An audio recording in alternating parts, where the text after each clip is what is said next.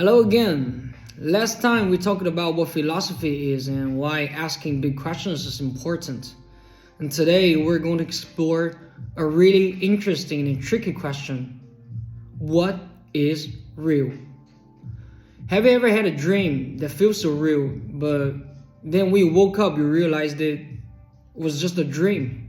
Or have you ever watched a movie that make you feel like you were actually inside a story? And how do we know what is real and what is not? That is what we were thinking about today. And can we trust our sense?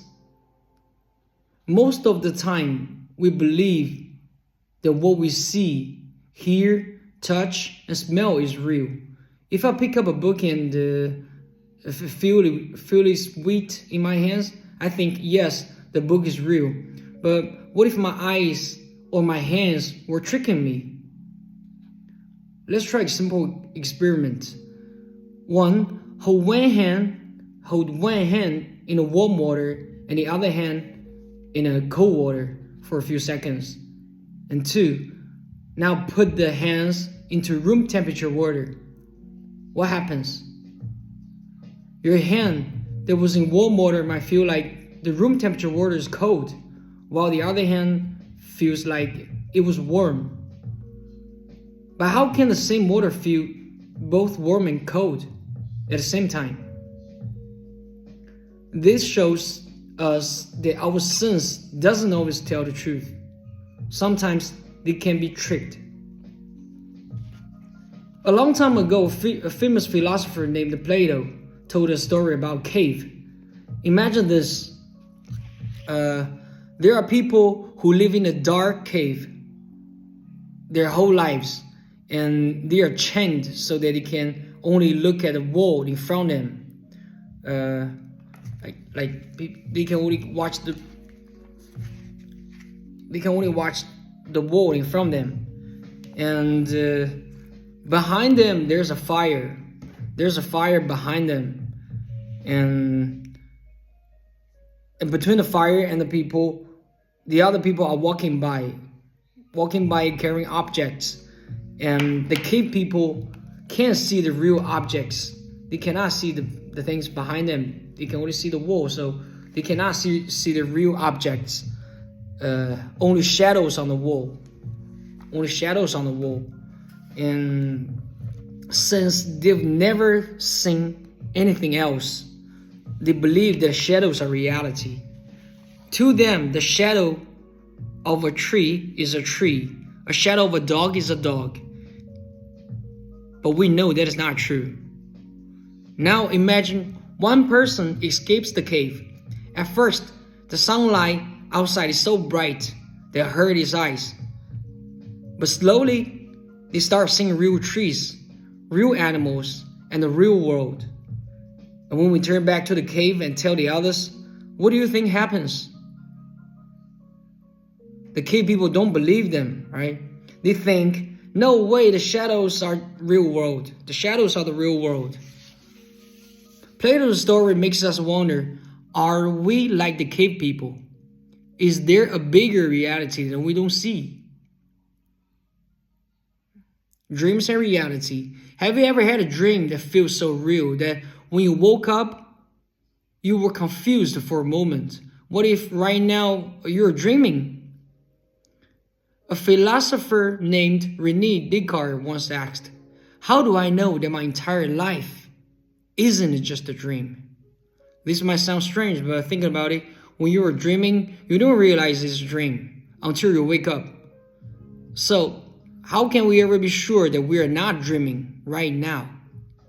Descartes thought very carefully about this question. He finally came up with the one thing he knew for sure.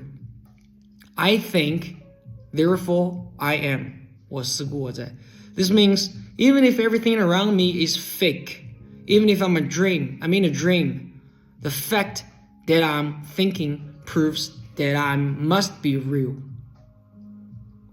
So far, we've explored some real deep ideas. Our sense can trick us. Plato's cave makes us wonder if there is a bigger reality we don't see. Descartes asked whether life is just a dream. But if our sense can be fooled, how can we ever be sure what is real? We'll explore even more ways to think about reality, including virtual reality, AI, and the Matrix. And let's talk something real cool. Virtual reality, VR.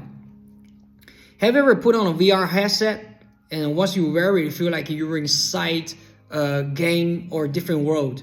You can look around, move, and even interact with the game, with the things, and it feels real, even though it's not true, it's not real. Now, think about this. What if we were already inside some kind of advanced VR world without knowing it? What if everything we see, hear, or thought, or touch is just a super realistic simulation? This idea became really famous because of the movie The Matrix. In this movie, people think they're living normal lives, but in reality, they're inside a computer simulation controlled by machines. The real world is just different from what they believe. This leads us to a big question. Could we be living in a simulation right now? Some scientists and philosophers actually think it is possible. A philosopher named Nick Bostrom made an argument called the simulation hypothesis. He said, if technology keeps improving, one day we could create a simulation so realistic that people inside wouldn't know they are in a simulation. If that is possible, how do we know we're not already in it? Science and reality. So far, we've talked a lot about how we doubt reality, but what about science? Doesn't science tell us what is real? Yes, even science has changed over time. For example, a long time ago, people believed the earth was flat. They thought, oh, look around, the ground is flat, so the earth definitely must be flat. But later, scientists proved that the earth is actually round. People once thought that the sun moved around the earth, but later we discovered that the earth actually moved around the sun. This shows that even things we believe to be 100% true can turn out to be wrong. Science helps us get closer to the truth, but we must always be open for new discoveries. So what do you think? Let's go back to the big question, what is real? Do you think a reality is exactly what we see and touch?